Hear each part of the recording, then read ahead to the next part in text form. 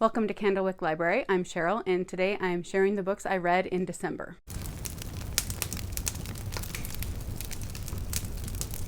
First, I'm going to do a wrap-up of the Tinsel and Tells readathon because I was a co-host of that. I wasn't able to go to any of the live shows. One of them I was in the comments, but the other 2 days I wasn't able to show up at all. But I did really enjoy reading the books for the prompts for the readathon and being part of it. So I'm going to go through the prompts and what I read for them. The first one was a book with Christmas in the title, and for this I read The Christmas Promise by Gabrielle Meyer. I was really looking forward to this because I love her Timeless series so much. This was only 97 pages, so it was a short book. It was very predictable, and I didn't like it anywhere near as much as her Timeless series, but it still was really fun to read. It was short enough that even though it was predictable, it never got to be a slog to read it. I liked it, I didn't love it. For a book that was on my TBR since last Christmas, that was Ivy Hill Christmas by Julie Klassen. And last year I had planned on reading this in December, but I hadn't read the last Ivy Hill book that I had, and so I didn't get to it yet. This year I read the last Ivy Hill book and then got to this. Out of all of the Ivy Hill books, this was actually my favorite one so far. I really enjoyed it. I liked all of the characters. I love how it wrapped up. With the Ivy Hill books, I found that I really enjoy them, but I don't like them as much as a lot of the other books by Julie Klassen. And so by the time I got to this book, I wasn't sure if I was going to enjoy it. It is a lot shorter than the other ones in the series, but I figured it would just be a lot like the other ones. When I think about them, it's hard for me to distinguish between the different ones. They all just kind of go together. But this one, it really stood out, and I really, really enjoyed this one. And I actually don't think you have to have read all of them to read this. I went into it feeling that way, and that's why I wanted to finish the other books first. But I think that you could read this without having read the other ones, and then if you loved it, you could go back and read them. I mean, I guess that would spoil what happens in some of the other books because you see characters that are together, but I don't necessarily think it's one of those series that you would be hurt by being spoiled, because you kind of know what's going to happen going into them anyway, I think. Next was a book with a holiday romance, and for that I read A Royal Christmas Wedding by Rachel Hauck. And I had read this about a year ago, but then I recently read Once Upon a Prince, and so this tells the story of the girl and that's sister. And so it's basically a sequel of that. And I wanted to go back and reread it, having known the other characters and knowing the story better. And that did make it more enjoyable. I really liked it. I liked all the characters still. I enjoyed the story. I did not like it as much as Once Upon a Prince, but I did really enjoy it, and I'm glad I read it again. Then there was the prompt to read the Nativity story, which I did with my family. And then the next one was a free space. It was a gift. Read whatever you would like. And since it was a gift, I read The Hidden Gift by Annette K. Larson. And this is a retelling, basically, or original take on the Father Christmas story. And so this is supposed to be his origin story of Father Christmas. And in this, this girl is working as a maid in a home. She helps another girl to get away from a dangerous situation. And there's a man there that works that she starts being interested in. And so it's basically their love story. And I actually had a few things I didn't like about this. There was one character that left that I actually wished that we would find out more about what happened to her afterward, and we never did. And then I wish that there was more Father Christmas stuff at the end. Like, you kind of saw the origin of how it was going to go that way, but it didn't have very much of that. Most of it is just the romance. And I enjoyed it, but it wasn't my favorite. I didn't like it as much as I thought I was going to. But I still did really like it, and it was fun to read at Christmas. Next was a book with a festive cover, and so I read Waiting for Christmas by Lynn Austin. This is the first book I think I've read by her, and I love this cover. It's so pretty, so festive. Just screams Christmas to me. I guess this was a sequel, and I didn't know that, and I haven't read the first book, so I was a little bit lost at the beginning, feeling like I was supposed to know more about these people than I did. That kind of messed with my reading of it a bit, and I didn't know it was a sequel, so then when I found that out later, I thought, okay, that makes sense now. That is why it made it seem like I was supposed to already know this couple. But they have just set up their home, and she finds a young boy has run away from an orphanage, and he is saying that he's not really an orphan, that he has a little sister that he needs to find, and that his dad is coming back. And so this is the story of that leading up to Christmas. It was a good story. It was heartwarming. I liked parts of the ending. It didn't live quite up to what I expected based on the cover, where I thought this might be a new favorite, but I did enjoy it. It was very predictable, and I think a lot of Christmas books are. And then you were supposed to read a book with a movie adaptation and watch the movie, and so we always read The Christmas Carol as a family, and this year we read Little Christmas Carol. So this is Charles Dickens, but Joe Sutphin has adapted it to have the people in it be animals instead, and it has his beautiful artwork throughout. And then we watched Muppet Christmas Carol because we do that every Christmas Eve. And I really enjoyed this, and I always love the Christmas Carol. This was a good adaptation of it. It wasn't very different. There were only a few words here and there that were changed, but I enjoyed reading it. And then, of course, I love Muppets Christmas Carol. I think it's one of the best Christmas movies. The next prompt was a book with snow in the title or on the cover. So I read Let It Glow, as obviously has a lot of snow. This is by Marissa Meyer and Joanne Levy. And this is kind of like a Parent Trap retelling. I didn't get that completely. I didn't know very much going into it, but the twin sisters have both been adopted and they don't know they have a twin sister.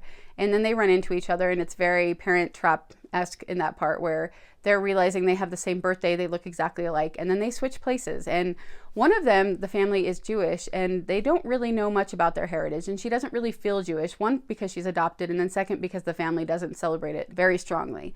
And so she talks her family into it. They decide to celebrate it more this year, but then she ends up going and being at the other house as well. She wants to celebrate Christmas, see what Christmas is like. And then the other girl comes and is seeing what Hanukkah is all about. And I loved this. It was such a fun book. It was sweet. I loved the family dynamics. It really wasn't Christian. It wasn't like, it was Christmas, but it really wasn't getting into any topics of Christianity besides Christmas existing. And it talked more about Hanukkah. It was clean. The characters were likable. It was just a really cute book and very fun to read at Christmas. And then the last prompt was a Christmas mystery book. And for that, I went outside the box a little bit and read the Advent book that came in this little tin from Michelle Grebe. And this I talked about in my TBR video, where each day you had an envelope to open. So it really was an Advent calendar. And when you would open it, it had a letter printed out that was telling the story. So it would go along until Christmas Day, although I did read the Christmas Day on Christmas Eve along with that letter because I knew I wasn't going to want to read it on Christmas Day. My feelings were torn on that because, as I'll talk about in a minute, I read another Michelle Grebe book this month that I loved. This was okay. It felt like there wasn't much of a story to it. I might have missed something, but all of the letters were from one person to another person. So you only got his side of it. And I felt like every day was a teaser for something at the end, and you weren't getting that much more information. A couple of the days had little things inside the envelope, an ornament or some tea at one point. And so there were little things along the way. It was really fun to open it every day and wonder what it was going to say. But by the time it got to the end, you still don't see what happens. You just hear about it through another letter that he writes. I guess it lacked heart. And as I've talked about in other videos, I love epistolary things. And so I don't think it was just because of the way it was written in letters. I feel like there just wasn't as much to the story.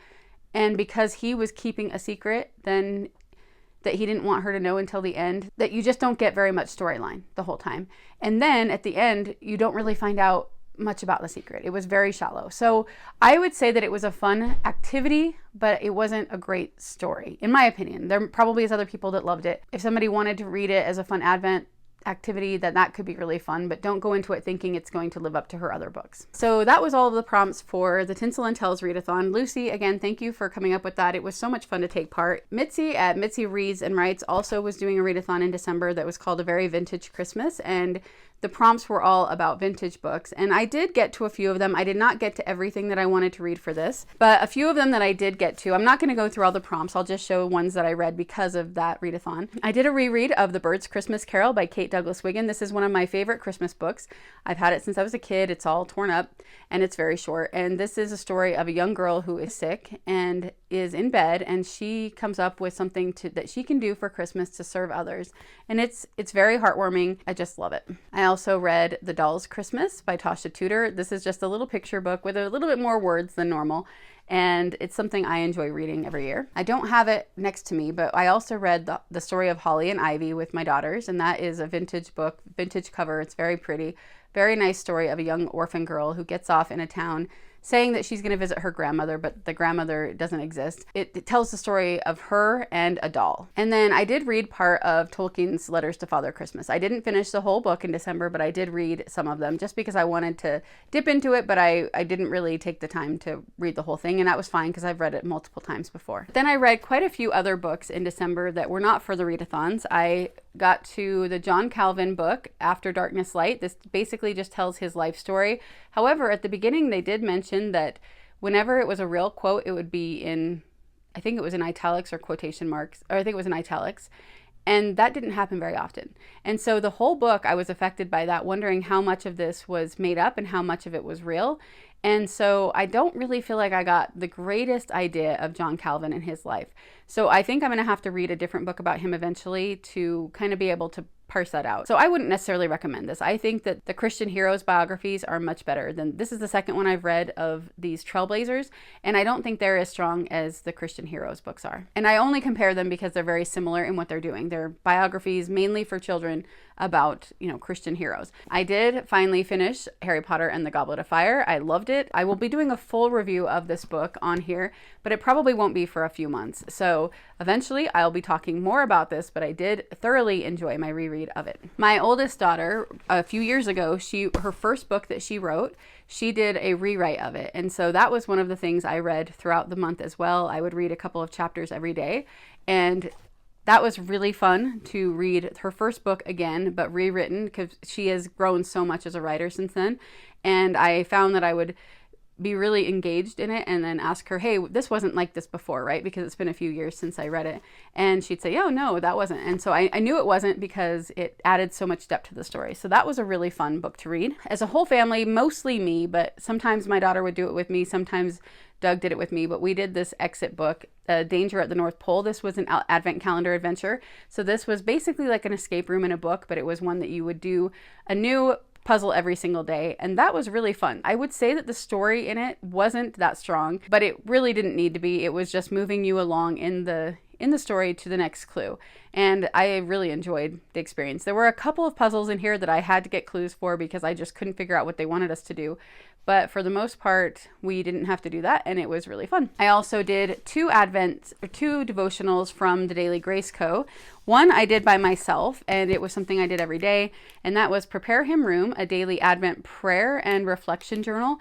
I did not enjoy this in the same way that I've enjoyed other things that I've done by them. I think it's because it was a prayer and reflection journal, so it was more about giving you a prompt to write about and then something to pray about. And I enjoy devotionals like that occasionally, but I actually prefer devotionals that teach me something every day.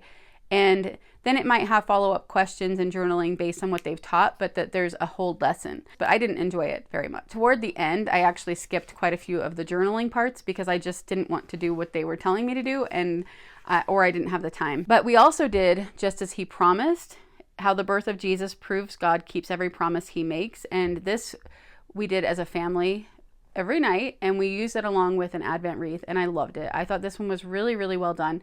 We didn't do all of the discussion questions since we were doing it as a family. We just would do the lesson, and then if we wanted to talk about something, we could. But I wanted it to just be more of do the devotional and lighting the candles and talking about it rather than trying to answer certain questions. The last book I had for my British literature course was Murder in the Cathedral by T.S. Eliot, and I didn't know that this was a verse drama before I read it. It was very short. It was very easy to read. I really enjoyed this. This tells the story of the Archbishop of Canterbury, Thomas Becket, who was murdered. And we visited Canterbury Cathedral, so I knew a lot of that story, but I'd never read it. And I really enjoyed it. I thought it was very well written. And then there was a part about Christmas, so it actually fit quite well in with December.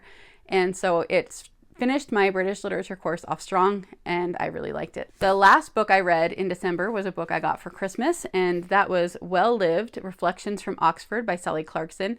I really like Sally Clarkson. She is one of my, mentors, not talking in person. I don't know her, but her books and listening to her on podcasts, things like that, have been a really helpful thing in my homeschool journey. She and her husband wrote a book about educating the wholehearted child, and that's one of my favorite books. I think it's one of the best parenting and homeschool books out there.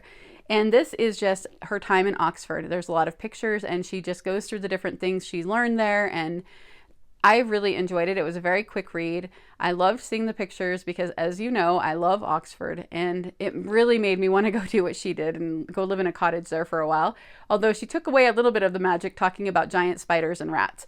But I really enjoyed this, just like I've enjoyed everything I've ever read by her. And I saved my favorite book for last.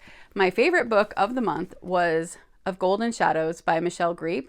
This is a first in the series. This takes place in 1888, Victorian England, and it also is at Oxford. And it is a girl whose father is an Egyptologist, and then she has learned and self-taught herself. She's gone to college a little bit, but she considers herself an Egyptologist. She gets into some sticky situations with people who aren't necessarily honest in the Egyptology area, trying to get things for museums. And she meets a man who has just returned from India. He's one of England's most eligible bachelors, and she goes to his house, to his manor, to help him to price out and go through a bunch of things that he has acquired from Egypt. And he has come originally to try to get her dad for this, but he's not there, so she goes with him. And so there is a lot of mystery to this book. There's some romance. I loved it. The Egypt, the Oxford, all mixed together, Victorian England, it was perfect. I absolutely loved this book. And she did just announce that there's going to be a second book in that series. I don't know if it's going to be the same characters or not, but that will be coming out this next summer, so I'm really looking forward to that. So again, that was my favorite book of the month. I really enjoyed my December reading. I was thinking I hadn't read that much in December, but then once I sat down with all the books, I realized I really read a lot in December. And thankfully, it was all pretty good. A lot of them were short. That helped with reading a lot of books. But I really enjoyed reading a lot of Christmas books and then having a few that weren't Christmas but were really great.